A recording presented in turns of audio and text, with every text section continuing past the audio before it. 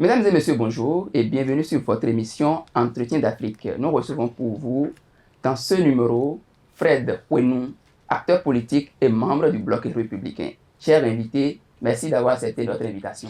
Merci, monsieur le journaliste, c'est un privilège pour moi. Merci. Alors, avant d'atterrir au Bloc républicain, vous avez un riche parcours politique, acteur politique que nous avons vu avec l'ancien président Boni Yayi.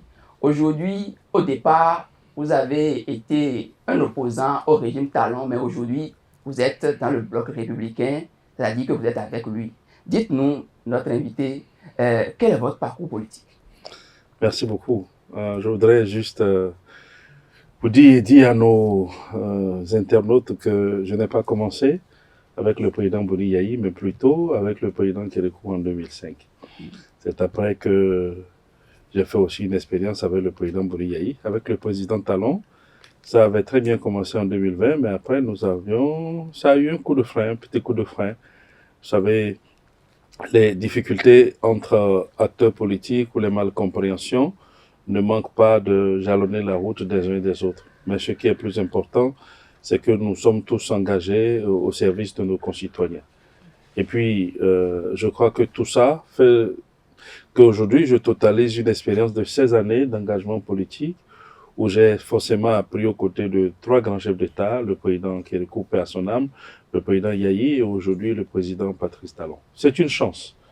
Vous avez dit tantôt que vous avez totalisé 16 ans. Donc, vous avez un parcours politique élogieux. Dites-nous, quels sont les faits marquants qui ont retenu, j'allais dire, votre attention au cours de ces 16 années de vie politique?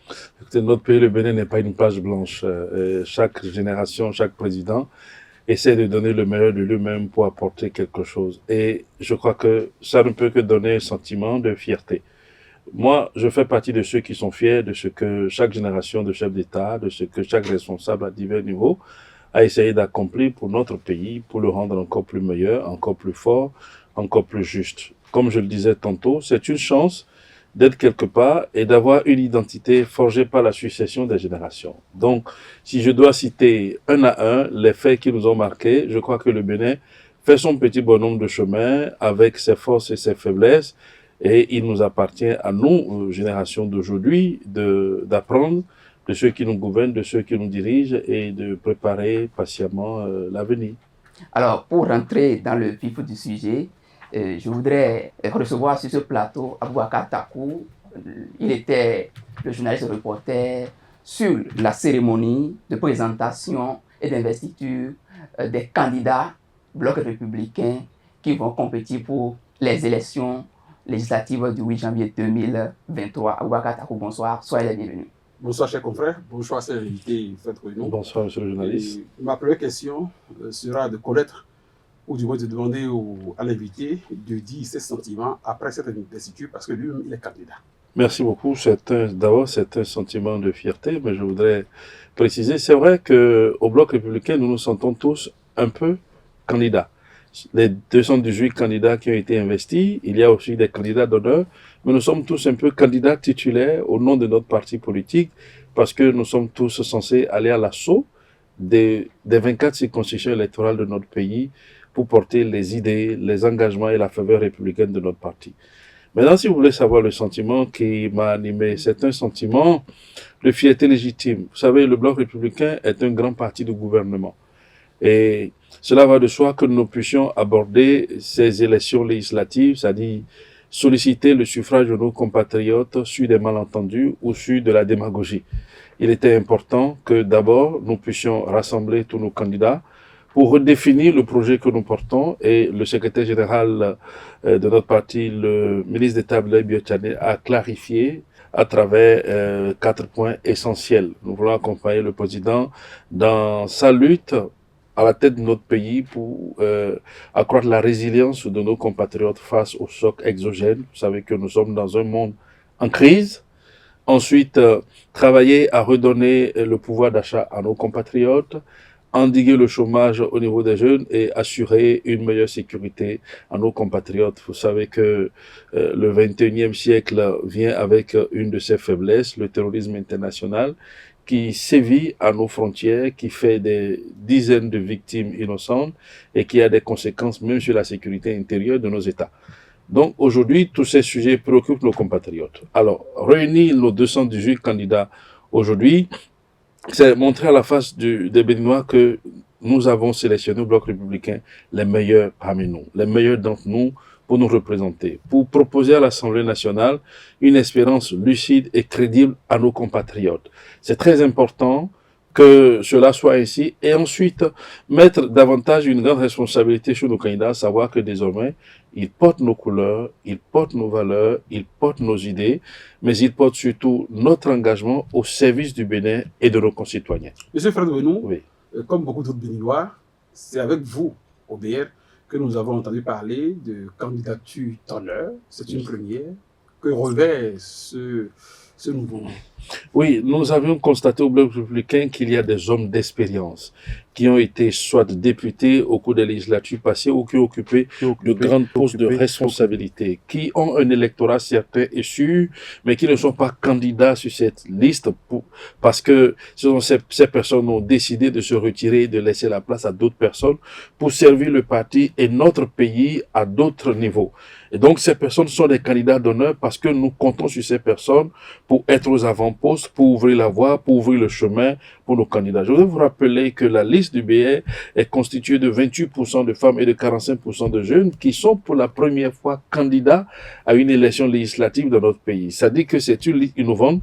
Nous avons besoin des hommes d'expérience sur la liste, mais nous avons aussi besoin des hommes d'expérience en dehors de la liste pour pouvoir nous aider, nous accompagner à rendre plus crédibles nos candidats. Donc voilà, en fait, l'idée que révèlent les candidatures d'honneur. À la Sénat, Oui. Tout le monde a vu que c'est votre liste, celle du BR, qui a reçu les plus beaux mots de la Sénat, comme une liste qui a été déposée sans tâche et qui a été le premier à avoir son récépissé définitif. Maintenant que nous sommes devant vous, vous qui êtes un porte-parole de ce parti, ça vaut le dans ce débat, mais vous incarnez vraiment le parti. On va profiter au présent pour demander, c'était quoi votre gris-gris pour être aussi propre dans vos agissements à la Sénat? Merci. Je pense bien que ce n'est pas un mérite personnel, mais c'est le mérite de tout le parti et surtout des hauts dirigeants, à commencer par le secrétaire général, le ministre d'État Blaise Biotchané, mais beaucoup plus, on peut s'élever encore beaucoup plus pour aller juste au niveau du président de la République, Patrice Talon, parce que vous savez que c'est un homme de finesse, c'est un homme qui aime que les choses soient bien faites. Alors, le BR, chaque jour, travaille à s'améliorer. Donc, avec le secrétaire général, avec les membres du bureau exécutif national, le bureau politique, le SAP et les responsables à divers niveaux, un travail a été fait, un travail minutieux. Je crois que depuis janvier 2022, le BR avait déjà mis en place des comités pour sélectionner les candidats et commencer par préparer les dossiers. Et donc, je crois que cela dénote de ce qu'il y avait de la rigueur, mais une rigueur qui ne s'extériorisait pas. Voilà pourquoi beaucoup de personnes pouvaient parler sans savoir que au sein du Bloc républicain, de façon sereine, un travail se faisait et que c'est un travail qui se fait sur les valeurs et la première valeur, c'est la rigueur dans les sélections, la rigueur dans le choix des idées et la rigueur dans le choix des candidats. C'est pourquoi c'est les meilleurs d'entre nous qui sont là-bas. Avant de redonner la main au journaliste principal animateur de cette émission, j'aimerais savoir le sentiment de Fred Benou lorsqu'il a appris que l'opposition, qui n'est pas des moyens, c'est une opposition forte, je vais nommer les démocrates, sont aujourd'hui sur les starting blocks pour le départ. Quel sentiment cela vous fait? Quelle peur vous éprouvez ou quelle joie cela vous procure? Non, je n'éprouve aucune peur. Joie, oui, peut-être dans le sens où nous allons pouvoir compétir avec des gens qui sont restés pendant longtemps à la touche et qui étaient trop forts à la touche et qui pensaient que nos compatriotes, le moment opportun, ne vont pas faire attention à ceux qui ont travaillé depuis 6 années à leur donner de l'eau, de l'électricité, des routes, à leur donner l'espoir et à accroître leur résilience face aujourd'hui à ce monde en crise dans lequel nous sommes. Je suis heureux qu'ils soient dans la compétition parce que pour une fois, les Béninois vont comprendre ceux qui sont vraiment à leur service. C'est des gens que nous avons vu pendant 6 années être aux balustrades et ne jamais rien faire pour soutenir les mesures de redressement que nous imposait le monde tel qu'il est et que le pays mettait en place, mais au contraire, ils ont continué tout le temps à ne réclamer des droits que pour nos compatriotes sans jamais penser aux devoirs. Aucune nation ne se construit seulement avec des droits et sans des devoirs. Donc je crois que nous aurons le temps, parce qu'ils sont dans la compétition, de les amener à dire à nos compatriotes quel est leur projet de société, parce que on ne peut pas avoir un projet de société dans le 21e siècle qui est celui des bouleversements, celui de la mondialisation et celui du terrorisme international qui nous sévit. On ne peut pas avoir seulement comme modèle de société, je veux la démocratie. Nous, au BR, nous croyons à la liberté, nous croyons à la responsabilité. Pour nous, il n'y a pas de démocratie sans responsabilité. La liberté, ce n'est pas pour parler des autres sans jamais répondre. La liberté, c'est pour innover, c'est pour créer. Et nous nous engageons aujourd'hui pour ces milliers d'entrepreneurs, pour ces chercheurs, pour ces artistes qui veulent désormais voir dans le Bénin le foyer de leurs audaces. Nous nous engageons aujourd'hui pour ces milliers de jeunes qui sont sans formation et sans emploi et qui sont restés depuis longtemps des victimes malheureuses d'une classe politique dépassée par la rigueur et la modernité du monde actuel. Donc voilà, je crois que leur arrivée dans la compétition ne sera plus que excitation pour nous. Merci. Vous n'avez pas peur de la razzia probable que pourraient organiser les démocraties sur le terrain? Vous savez, à la bouche, on peut dire beaucoup de choses. À la touche, nous sommes tous de très bons joueurs, mais c'est à l'aune de l'expérience que nous verrons. Je crois que nos compatriotes ne sont dupes de rien. Les Béninois sont très conscients de ce que la gestion d'un pays requiert. Et la gestion d'un pays, c'est assumer les rôles régaliens de l'État, mais c'est aussi avoir un regard, en fait, sur les défis du monde moderne. Pendant que ceux dont vous parlez font semblant de ne rien voir, de ne rien entendre et de ne rien dire, nous sommes aux avant-postes, nous voulons rassembler les Béninois pour moderniser notre pays, nous voulons mobiliser nos compatriotes pour donner au Bénin un avenir d'espérance et d'opportunité. En fait, au Bloc républicain, nous croyons à la grandeur de notre pays. Et il est important que nos compatriotes sachent, et nous allons leur dire au cours des campagnes qui viennent, que l'idéal du progrès recommande parfois qu'on bouscule le culte du conservatisme et le culte du statu quo. Et c'est ce que ceux dont vous parlez, c'est dans ça qu'ils excellent. Amis internautes, nous acheminons donc vers la fin de cette émission. Quel est votre mot de la fin? Je voudrais dire à tous nos compatriotes, notamment à tous ces jeunes qui vont voter pour la première fois. Le temps viendra, ils vont voter pour la première fois, ils ont entre 18 et 22 ans aujourd'hui. La vraie question qu'ils doivent se poser, comment en ce 21e siècle, qu'est-ce que le Bénin doit être pour qu'il soit fier du Bénin?